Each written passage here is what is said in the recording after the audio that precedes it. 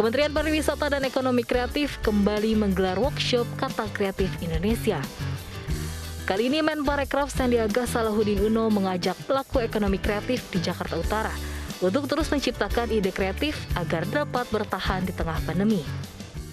Ini yang kita akan berikan satu apresiasi di program workshop ini, sehingga nanti kota Jakarta Utara akan menjadi kota yang kreatif.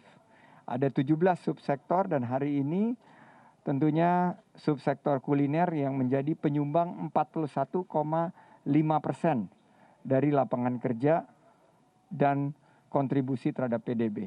Di tengah pandemi begini ya masalah banyak sekali ya. Kita dari kurangnya kita bisa bergerak, konsumen juga nggak ada. Jadi semua serba berkurang ya.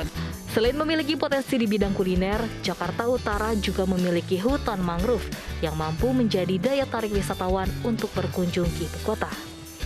Dari Jakarta, Risa Oktaviani, Aris Setiawan, iNews melaporkan. Pemirsa, Wakil Presiden Ma'ruf Amin meninjau pelaksanaan vaksinasi sinergi sehat yang diselenggarakan Ikatan Alumni UI. Pelaksanaan sentra vaksinasi salah satu kunci penting untuk menghentikan krisis pandemi COVID-19. Hal ini dikarenakan vaksinasi dapat menciptakan kekebalan komunal atau herd immunity.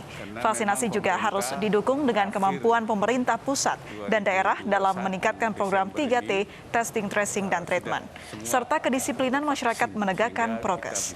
Sentra vaksinasi sinergi sehat diselenggarakan oleh Alumni UI bersama Asosiasi Rumah Sakit Vertikal Indonesia dengan target 2.000 orang per hari sejak 22 Juli hingga 17 September. Karena memang pemerintah akhir 2002 menyampaikan apresiasi yang tinggi atas upaya ini, karena memang pemerintah ingin mempercepat proses vaksinasi, terutama untuk yang pertama dan yang kedua, untuk mengejar kekebalan kelompok. Karena kita ingin kalau bisa akhir 2021 Desember ini sudah semua. Pemirsa, ribuan dosis vaksin COVID-19 terbuang sia-sia di Kabupaten Aceh Tenggara Aceh. Diduga kurangnya minat menerima vaksin di masyarakat menjadikan banyak dosis vaksin yang tidak bisa digunakan dan harus dibuang.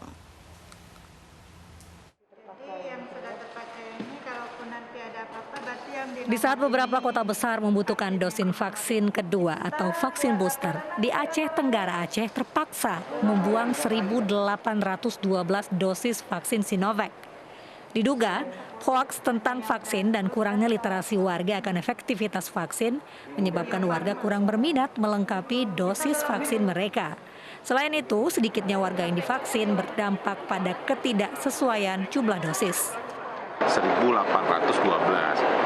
Nah, dosis tidak terpakai ini berasal dari pada saat pelaksanaan vaksinasi, kalau memang tadi 10 orang untuk satu vial.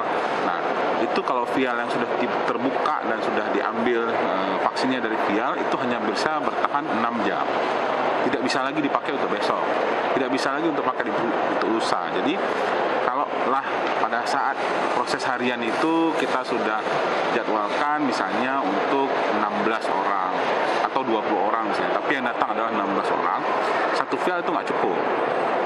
Jadi kita harus membuka vial kedua. Dengan konsekuensi 16 orang tersisalah 4 dosis. Nah, dosis ini 4 dosis harus dibuang.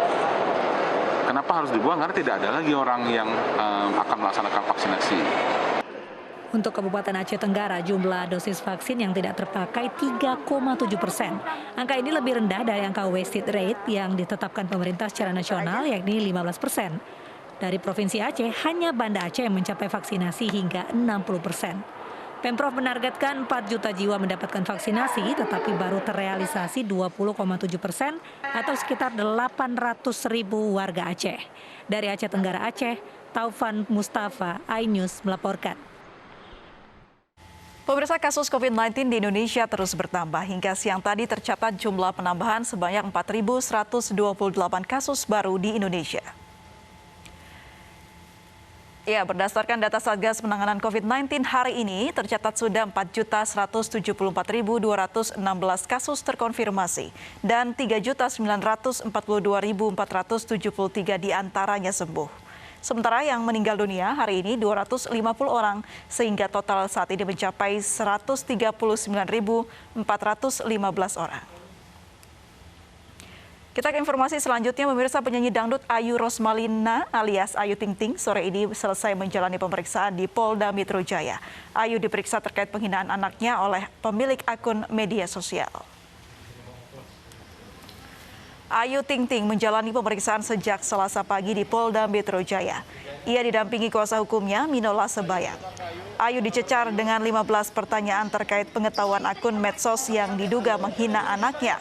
Pelantun tembang alamat palsu ini diperiksa penyidik Direktorat Cyber Polda Metro Jaya untuk mendalami keterangan dan barang bukti terkait unsur pidana penghinaan terhadap pemilik akun medsos Gundik Empang yang dilaporkannya.